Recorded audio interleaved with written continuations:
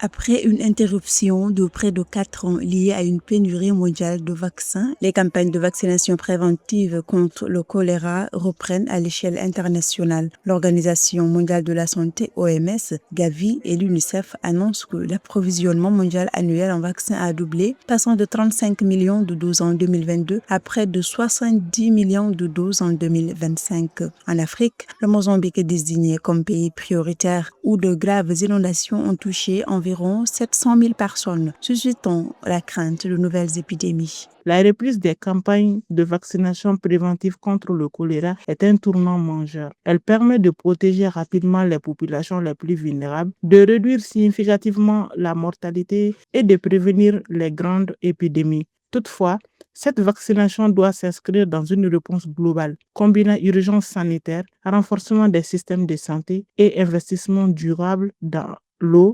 l'assainissement et la stabilité sociale. Une première livraison de 20 millions de doses de vaccins contre le choléra est actuellement en cours de distribution. Elle comprend notamment 3,6 millions de doses pour le Mozambique et 6,1 millions pour la République démocratique du Congo. Le Mozambique est le premier pays à relancer cette vaccination préventive après son interruption en 2022.